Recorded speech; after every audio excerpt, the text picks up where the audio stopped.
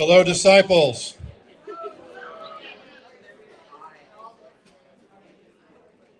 Are you having a good time? Welcome to lunch at Regional Assembly 2024, and we are so thankful. Before I move into introducing our program, somebody left their wallet and cell phone in the chapel, and so if this is yours, it's kind of a pinkish. Can you hear me now? The microphone is working, so if you're not hearing me, it's because it doesn't get all that far back.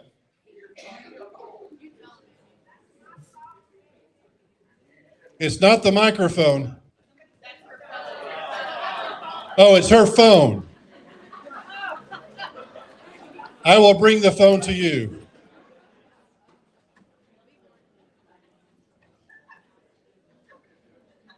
Sure. Are you able to hear me back there, though? Okay. It's Georgia Trail of Julian's.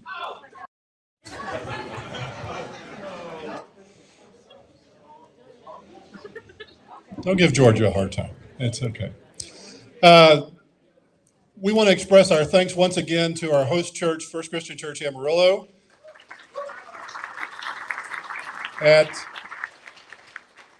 At their recommendation, we got what they swear is the best barbecue in the Western Hemisphere, Tyler's Barbecue. It's pretty good, yes? And we also want to express our deep gratitude for the people who provided the resources to have a barbecue this good, which is Brite Divinity School, my alma mater.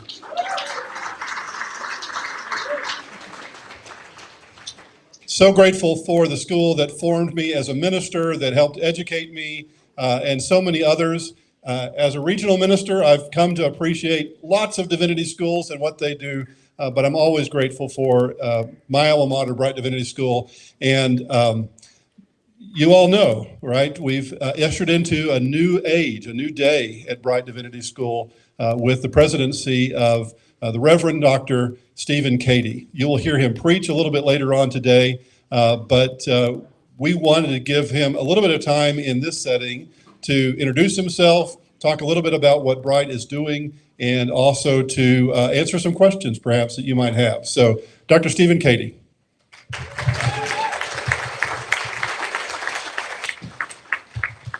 Thank you, Andy.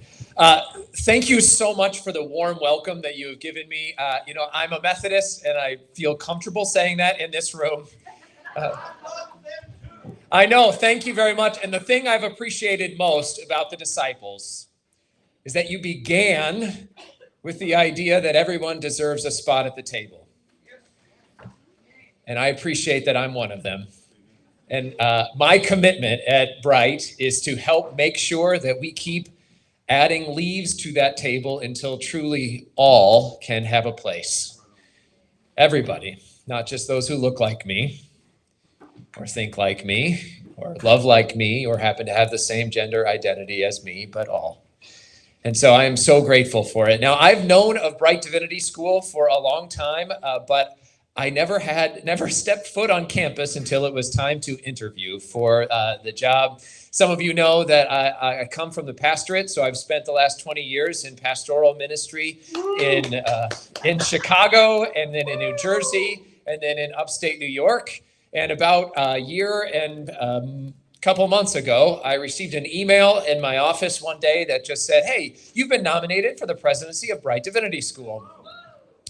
And I thought, okay. I'd never thought about it before, and yet, when I read through the profile, I have very rarely in my life had a visceral sense that the Spirit was at work in the way that I did when I read the profile. I have no sense that I fully understand exactly how to do this job.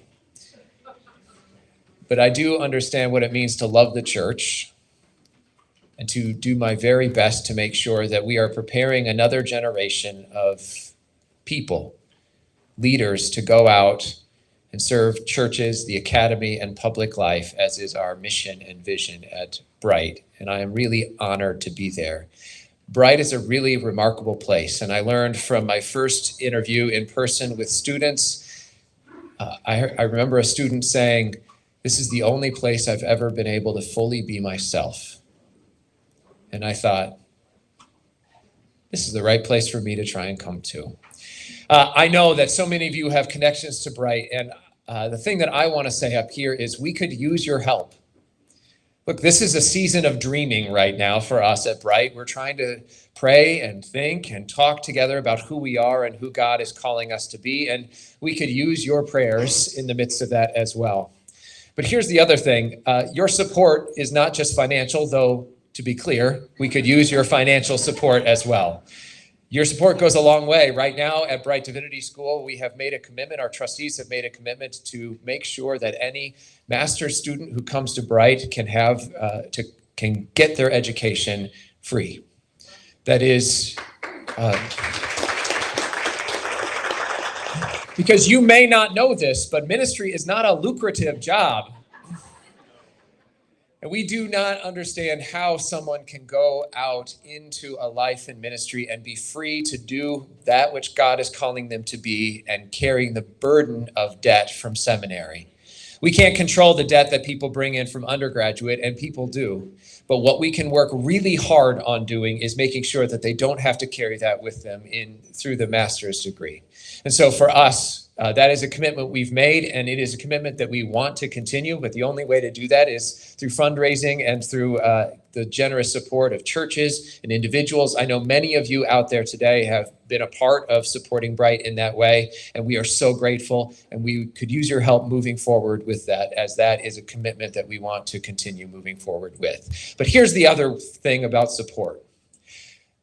Brite, our wonderful admissions team, we have Reverend Monica Bradley, who's here, our director of admissions. We are only a few people, but you have connections every day with people who maybe you are recognizing are feeling a call to ministry. And what they need is somebody in their life who is willing to tell them, hey, have you thought about this? I mean, I don't know about you. I said yesterday, and I say it often because it's true, which is like everything lastingly good in my life has come one way or another from the church. And I mean my sense of call, my sense of identity, my sense of humor, such as it is, my sense of justice, my sense of inclusion. All of that came not in spite of being a part of the church, but because I was a part of the church. But it took somebody else in my life to point out that ministry was a possibility for me to really believe it. You see those people all the time. And whether you are in the pastoral role, or sometimes more importantly, if you're in a lay role in the church, when you see somebody who you think just might be experiencing a call, or that you recognize something in leadership in their life, something you can do is to name it and talk with them about it and tell them what you see. And we would love to have them at Brite, but frankly, we'd love to have them in the church wherever they are. And we will do everything that we can from our end in theological institutions to support that kind of life in ministry. Because the thing is, I have loved my life in ministry. And while I'm sure I could have made more money doing something else, and it would have been easier on my family at times, what a gift it is to be in ministry. And I know you feel the same way. Maybe not everybody, and maybe not every day, but it is a gift. And so, especially for the youth who are here, let me just name. Maybe you are some of those people who are feeling that call. Maybe some of you are feeling that, hey, maybe this is something in my life. Let me just say, maybe it is. And if you want to talk to somebody about it, I'll give you my cell phone number. I'm happy to chat. But please come on by. We're happy to think through it with you and pray through it with you. And I know there are many people around here who would. But it's not just the youth. Maybe there's somebody here who's also been thinking about that call. Know that we're happy to explore it with you. So we could use your prayers. We could use your financial support. But we could also use your eyes and your voice and your ears to remind the people that you see that ministry is a possibility and to invite them to come along. There's a lot of good things happening at Brite, and it is a kind of outpost for the kingdom of heaven. I mean, when I told folks in Rochester, New York, that I was moving to Texas, they were sort of surprised. And to be honest, Texas was never high on my list of places to go, to move. But I got to tell you, it has been wonderful. And I have experienced nothing but kind people and warm and welcoming people that the North could really learn from. And so I'm open. If you want to ask any question that you have, I'm happy to answer any questions. We have several folks here from Brite, several students here from Brite. I know they would be happy to answer any question that you might have, but at the risk of getting myself in trouble, what questions do you have that I can answer here today? Yes. Talk about financial support. Does that lead to maybe a more discerning process on the best fit with Brite for a student, or is there a little different way of going about that? So the question was about whether or not the financial support is in some ways tied with what's the best fit for a student at Brite. And I think it's a good conversation, because the truth is Brite's probably not going to be the place for every student, and that's okay. But it's a place that can be good for most students. And I think Brite is a place that is unapologetically progressive. And it is doing its very best to live into what I think is at the core of that disciples tradition, trying to find a place at the table for all. But the truth is, we're not really interested in just having people who think like us at the table. We want to make sure that everybody has a place, because we're going to grow together. And so I think, yes, the conversation about fit matters, but we're not just trying to give some litmus test that says this is the only way that you can come to Brite. So yeah, and we're willing to talk with somebody, and if it's not the right fit, then it's not the right fit, and that's okay. Bless people on their way. Yes, sir.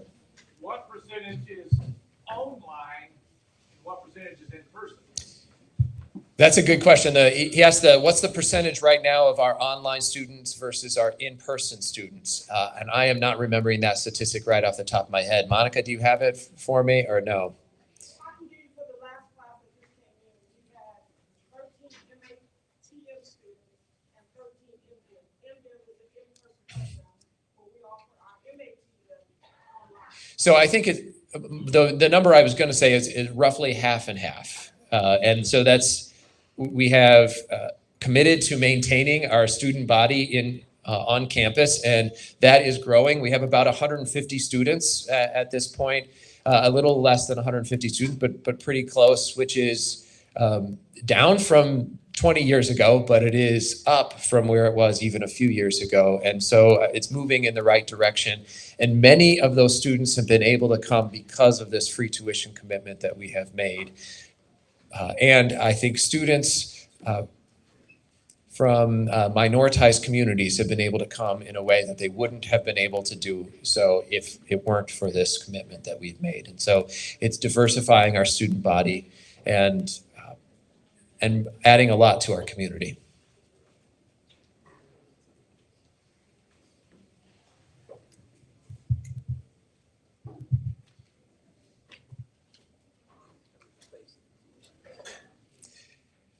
So listen, oh, yes. Can you speak to us about what that investment in a student, how much that is, so we can, per student? Yeah, per student, so we can get that in our head. Yeah, so tuition prior to moving into the free tuition model it's about $22,000 a year, roughly, to be able to. That's what tuition was, right? So for us, we are finding ways through the generosity of those who have come before us, but also those who are supporting us now, to be able to make sure that every student has a chance to live into that reality and get the education that they need for a life in ministry.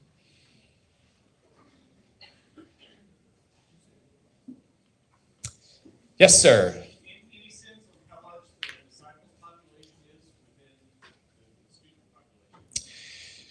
So As I'm preparing for the inauguration next weekend, one of the things I was reading through again was the history of Brite Divinity School, and it turns out that it was in the mid '90s that the disciples moved away from being the number one constituency in our student body, and since then it's been the Methodists. That. Uh, that we're the number one constituency, and that's still the case today, although this last group of students that came in, we now have more Baptist students. They're the number two constituency in that than our disciple students. It's not by much. I mean, there are a substantive number of Methodist disciples, Baptist students. And then there's a growing non-denominational group that has come in.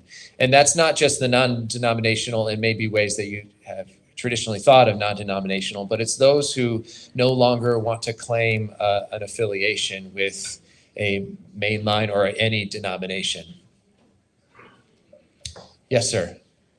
In terms of support, is any financial support available for just living beyond the cost of the education? Some of us had our theological education paid for, but had massive student debt because we took it out to live on. Yeah. We got that theological education. Yeah, so the question is there support that's given to our students beyond the just tuition? And the answer is yes, but not as much as we'd love to, right? I mean, we'd love to be able to fund tuition and housing and, living for every student that came in. Right now, we can't do that, but we do give scholarships to be able to support those living expenses. So let me throw it out there. Some of us would like to have part of the ask for churches consider supporting students while they get education. Right. So asking for funds for scholarships in that way. Yeah, absolutely. So let me be clear. We have a very good department able to take checks and to be able to use them. We run very efficiently that way, and we can help. So if there are churches out there that are willing to help donate and to help support students, whether it's in the scholarships or whether it's for cost of living while they are getting their education, we could use it. And frankly, if that is the thing that is standing in the way for someone of entering ministry, if that's the thing that's standing in the way of finding the next minister in your church, it's worth the investment now to make sure that we're bringing people in. It's worth the investment for us to have our admissions team here. It's worth the investment for us to go to the undergraduate institutions that we're already connected with and say, have you thought about a life in ministry? While it's not going to pay you that which maybe you could make doing finance or doing something else, it is going to reap rich rewards for you in your life. And it is a good thing. And you get to change the world, which is, in the end, what all of us are hoping for. For those who have to work full-time, right? And understand tuition is free, but what about being successful? Like, of course, only offered in the daytime, and I'm only free at night. What does that look like? Yeah, so the question was about when courses are offered and how do we support those students that are coming in full-time, who have to do full-time work. And we are, it's been a slow process, but we are slowly but surely adding evening courses and Saturday courses and courses recognizing that we're likely not going back to the days when someone could just leave everything and go to school. That's becoming fewer and far between. And so we need to be able to support in the ways that students are showing up today. So that includes finding ways to support in the evenings and on weekends so that someone can get through the program and move into ministry in the way that they long to.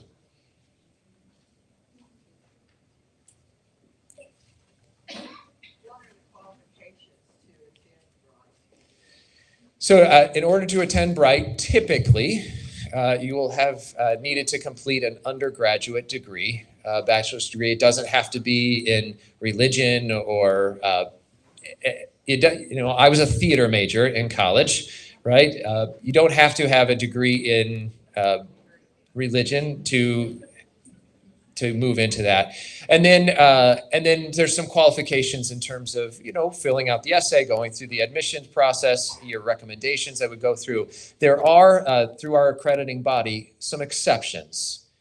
And there are few, but there are some exceptions that says if there's a non-traditional student who's coming in for us who is not, maybe didn't get an undergraduate degree for one reason or another, but has demonstrated success in other ways and can demonstrate that they could be successful. We do have a few slots that are available each year through our accrediting body that will allow us to take those students, but they can't make up more than a certain percentage of our student body.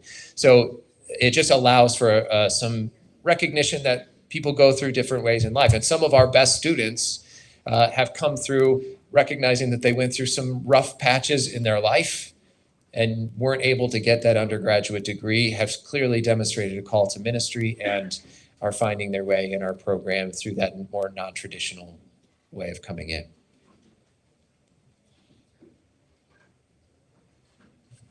So you talked a little bit about connections to undergraduate and trying to have some dialogue with connections. So other disciple school, other than TCU, like Chapman in California, or Jarvis here in Texas. Or Bethany, Is or, yeah. Is there a connection there? Is that something you were trying to build on, or is it already strong? How does that look? Yeah, so I would say it's stronger certainly with the ones in Texas, but there are connections that we have across the denomination and across those connectional bodies, especially through groups like Helm that help us maintain those connections and relationships. And I'm trying my best to, I've been there since March, so it's not like I've been there very long, but I'm trying my best to make inroads and introductions and meet people who are in each of the various college settings and in church settings, and just to make sure that we're out there and getting to know people and recognizing that Brite is a possibility.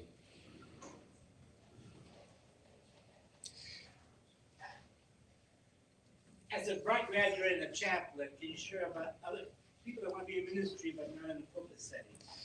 Yeah, so the ministry, the mission of Brite Divinity School is to educate and inspire leaders to serve God's diverse people, to serve God's diverse world as leaders in the church, academy, and public life. And we have students doing all three, church, academy, and public life. And I would say the church, I think of Brite as a part of the church. Right? It's not separate from the church. It is a part of the church. The academy at its best is a part of the church. And certainly under my leadership, that's something that I am absolutely committed to doing. But I also recognize that the call to ministry and the church is not just this building, right? It can be in the hospital. It can be in hospice care facilities. It can be in any number of social services in that public life aspect of it. And one of the interesting things that's not just happening at Brite, but across the spectrum in theological education right now is we have many, many students who are coming in saying the same thing, which is, I'm feeling a call to something, but I don't want to go into the church. Now, I want to take them at their word, but I also wonder if what they're actually saying is, I don't want to be a part of that, right? They've seen clergy burnout. They've seen the kind of demands that have put on the life of clergy. They recognize just how hard it is, and frankly, how hard the last few years have been. And they're not as interested in stepping into that. And so we can listen to that. We can also help them give a good experience of church, and we can try our very best to help prepare them for things like chaplaincy and other kinds of ministries that are valid ways that God calls us to be at work in the world. I like your quotation marks. It's Go Frogs. Go Frogs, yes. So, yes. How much sharing is there between disciple seminaries of faculty at times, or maybe shared coursework between schools? So the question is, how much sharing is there between disciples, seminaries, and is there faculty sharing? Is there different courses that are offered? And my answer is not enough. I think we're at a stage where we just ought to work together to try and find our way towards something better than where we are. And so I have already talked with the presidents of the other seminaries to think about What could we do that's just different, that we could do because we're all disciples-related seminaries that another group couldn't do or another seminary couldn't do because it doesn't have that connection? I think there are lots of opportunities that way, not just poaching faculty, but actually working together to be able to create an experience that's better for our students than we could do alone. All right, I'm getting the sense of what I'm supposed to be doing here. So I want to just thank you all. Please know that if you ever have any questions, if there's anything that I can do to help, as I'm trying to figure this out, I hope that you will not be afraid to share your dreams for Brite Divinity School with me and with any of us. Thank you for being here, and go Frogs. All right. Thank you, Dr. Katie. We appreciate that. Wonderful lunch. We're going to keep our foot on the gas, friends. In 10 minutes, business meeting begins. 10 minutes. In the sanctuary. In the sanctuary. In the sanctuary. In the sanctuary. I got a question. Where's it at? In the sanctuary. Okay, thank you. In the sanctuary where you come to Jesus. In the sanctuary where you hear the word. In the sanctuary where you pledge yourself to do